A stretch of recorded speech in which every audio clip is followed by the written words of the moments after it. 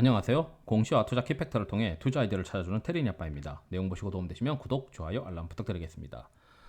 한 바이오 애널리스트 분께서 이제 바이오를 어떻게 봐야 된다라고 이제 보고서를 쓴 게 있는데, 그게 이제 제가 예전에 이제 바이오 관련된 것을 볼 때 이렇게 봐야 한다라는 내용과 또 일맥상통하는 부분도 있고 해서 한번 여러분들이 한번 읽어보시면 좋을 것 같다 이렇게 생각이 들어서 이렇게 영상을 준비했고요. 한양증권에서 나온 거고, 이 오병용 연구원 분께서도 꽤 이제 시장에서 영향력이 높은 연구원으로 이제 알려져 있습니다.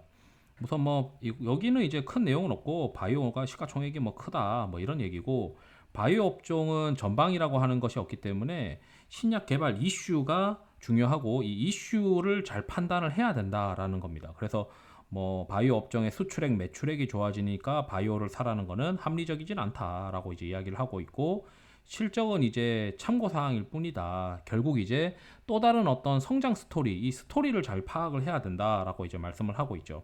그래서 숫자가 없는 만큼 이 기대감과 스토리가 이 주가의 핵심이다. 결국 이제 10년 뒤 기대감으로 이제 주가가 상승하는데, 이 기대감이 핵심이고 철저히 스토리 위주로 봐야 되고, 여기 보면은 제가 이제 매드팩토 영상 저도 이제 올려드린 적이 있는데, 임상 데이터 발표하고 나서 이거 임상 생각보다는 별로입니다. 저는 이제 임상 모멘텀도 끝났고 해서 잘 안 볼 생각입니다라는 식으로 말씀을 드렸는데, 결국 이제 임상 데이터 발표하고 나서는 거의 끝난 거고, 이제 이 어떤 흐름이 있어요. 이 바이오 업종들이 막 올라가는 흐름에 따라서 같이 이제 그때 플레이하는 거고, 임상 이상에 대한 기대감 플레이가 바이오의 핵심이지 아니겠느냐. 그리고 저는 이제 이 문구가 너무 마음에 들더라고요. 이제 어떤 제가 바이오 영상을 올렸는데, 이 회사의 기술이 어떻고 박셀바이오의 기술이 어떻고 저떻고 막 하시는 분이 있는데, 솔직히 저는 말씀드리고 싶었던 게, 본인이 그 기술 100%다 아냐 이거예요. 뭐 그 대한민국에 있는 바이오의 기술 굉장히 많은데, 그걸 다 투자자들이 과연 100% 이해하고 투자하겠느냐? 저는 아니라고 생각하거든요. 결국 어떤 기대감을 역으로 이행하는 거죠. 게임주도 마찬가지잖아요. 게임주도 게임이 출시하고 나서야 사실 이게 승패가 나오는 건데, 물론 그 전에 기대감이라는 걸 이제 플레이할 만한 어떤 역용해서 플레이하는 것처럼, 임상도 임상 이상에 대한 기대감이 가장 이제 시장에서 임팩트가 있기 때문에, 임상 이상도, 그리고 뭐 글로벌 임상이냐 이런 것들을 막 따져가면서 스토리가 있느냐 이런 것들을 보는 게 맞지 않느냐.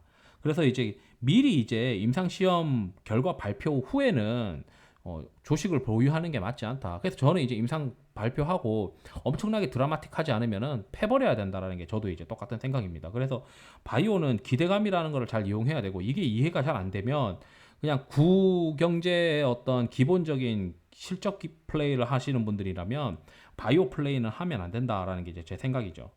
그래서 이제 그 뭐 이거는 타사 사례인데, 여전히 제가 말씀드리고 싶은 거는, 바이오는 결국 기대감 가지고 플레이하는 거고, 임상 이상에 대한 어떤 기대감이 가장 중요하고, 이게 글로벌 임상이냐 아니면은 뭐 국내 임상이냐 이런 것들이 있고, 가장 큰 틀로는 시장이 지금 바이오를 선호하는 장이냐 아니냐 이거를 봐야 된다.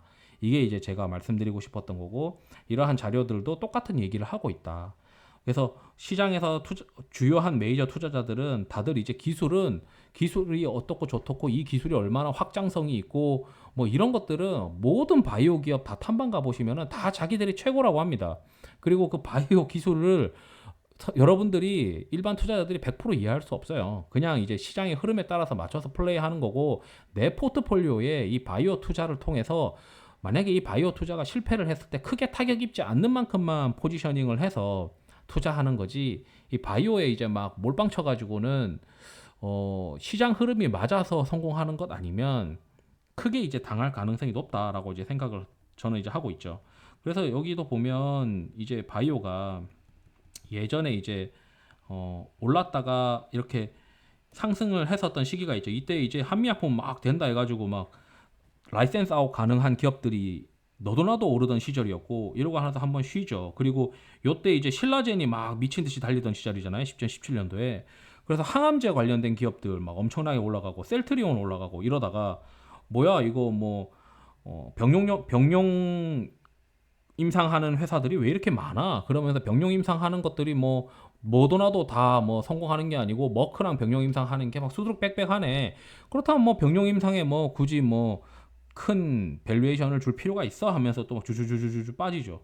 그리고 나서는 이제 최근 이제 유동성 상승에 이제 반등을 한 거 아니냐. 저는 뭐 이 정도로 지금 보고 있는 건데, 결국 이제 이렇게 이제 상승 흐름에 유사한 기업을 찾아서 잘 플레이하고 그때 당시 1등주들을 그냥 같이 좀 플레이하는 정도 이렇게 이제 잠깐 플레이하되 언제든지 엑시트 할 수 있는 생각을 하고 플레이해야 되는 거고 스토리상으로는 뭐 임상 2상에 대한 어떤 데이터를 기대를 하고 플레이하는 거고 그런 분들이 있어요. 임상 3상까지 막 기다리시는 분들이 있는데 이 임상 3상에 들어간다는 것 자체가 굉장히 리스크예요. 돈도 많이 드는 데다가 임상 2상 끝나고 데이터가 부실하니까 이게 라이센스 아웃이 안 된 거다라고 생각을 하셔야 되거든요. 그렇기 때문에 임상 2상에 대한 기대감을 플레이하는 거고 이러한 대세 흐름에 맞춰서 플레이하는 업종일 뿐이다. 이렇게 이제 말씀드리면서 그리고 스토리를 개별로 다 파악을 해야 되는데 그게 굉장히 어렵다. 이렇게 이제 말씀드리고 싶습니다. 이상으로 영상을 마치도록 하겠습니다. 투자에 도움이 되시길 바랍니다. 감사합니다.